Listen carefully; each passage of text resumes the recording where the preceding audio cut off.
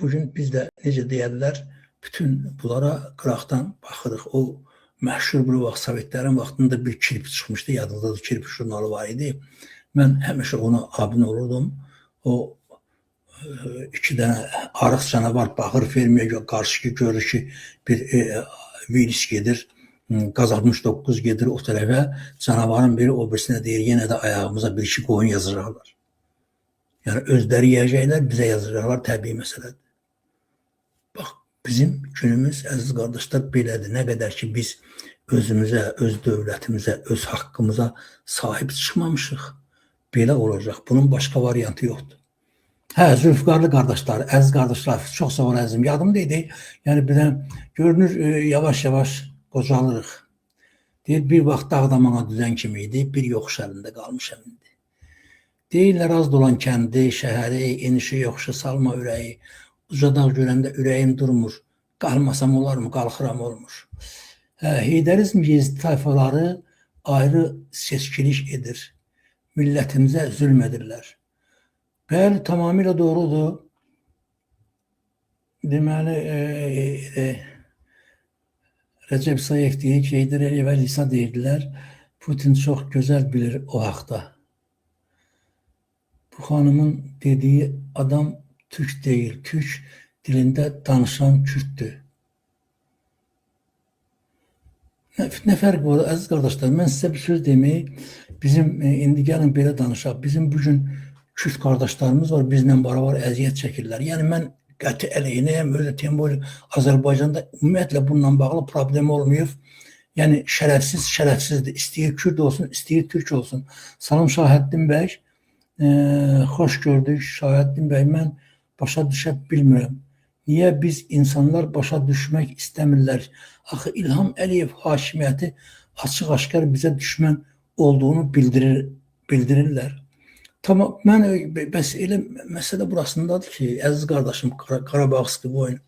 Bəs biz elə ona görə istəyirik ki, bu saat, siz də biz də bilirik ki, Azərbaycanda yəni heç 20-30% təsəvvür edin, insanların xəbəri yoxdur ki, belə kanallar var, dərs ki, Avropada, Azərbaycanın özündə belə şeylərdən xəbərsizdirlər. Yəni o nöqteyi nəzərdən biz çalışdığımız, vuruşduğumuz odur ki, bu insanların sayarsın.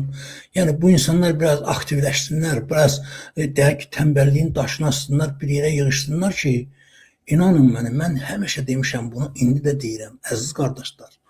Əgər İlham Əliyev və yaxud da onun bandası və yaxud da Mehriban Əliyeva, onlar birdən belə görsələr ki, deyək ki, Ayvaz oğlunu birdən 100 min, 150 min, 200 min adam izləyir və yaxud da deyək Azad sözü və yaxud da deyək Azərbaycan saatını və yaxud da deyək Azərfredomu və yaxud da Abam, nə olur olsun, inanın, onda heç deyək ki, inqilab eləməyə gərək yoxdur. Avtomatik İlham Əliyev avtomatik siyasətini dəyişəcək. Bu yaxınlarda bir yer düşmüşkən deyim. Kəramət Böyükgölün bir çıxışı var idi, bilmirəm yadınızdadır mı? Deyib, bu uşaq pul məsələsi də məsələdir ki, yəni İlham Əliyev istədiyi vaxtı onu verəcək və günlərin bir günü yəqin ki, ehtiyac olanda ona da qayıdacaq İlham Əliyev. Yəni sadəcə olaraq tekst, sözaltı olaraq deyir ki, yəni biz etiraz bildirsək, yəni xalq bir balaca fəallaşda həmən İlham Əliyev uşaq pulunu verəcək. Yəni bu qədər bəsit. Yəni o nöqteyi nəzərdən deyirəm ki, biz balaca fəallaşsaq, avtomatik olaraq İlham Əliyev özü istəsə də, istəməsə də güzəşt eləyəcək. Bizim ölkəmiz, yəni bizim imkanlarımız, bizim imkanlarımız qədər heç bir, deyək ki, dövlətdə demək olar ki, yer üzündə, əgər belə götürsək, yəni iqliminə, deyək ki, havasına, falanına görə, hər şey torpağının münbütlüyünə görə, mən inanın, Azərbaycan əvəzsiz bir yerdir və biz onun qədrini bilməliyik. Biz onu İlham Əliyev kimi dələduzların əlindən almalıyıq, Allahın köməkliyi ilə. Və alacağıq da, heç narahat olmayın, sadəcə olaraq çalışın, vuruşun, bəyənin, paylaşın, abunə olun, yığışın yavaş-yavaş. Allahın köməkliyi ilə biz də özümüzü qururuq, ona bana, varlı, milyonçu adamlara müraciət edirik ki, görək Yəni təbii məsələdir ki, ölkədə hakimiyyəti dəyişmək üçün maliyyə əsas şeydir. Yəni bizim qardaşımızın dediyi kimi, əgər sən bir adamı deyək ki, mübarizədə həbs olunursa, onun ailəsinə yardım edə bilmirsənsə, orada mübarizə aparmaq mümkün olan şey deyil. Və o da yəqin ki, mən də düşünürəm ki, çox tezliklə buna biz nail olacağıq və pis şeylər haqqında düşünməyin.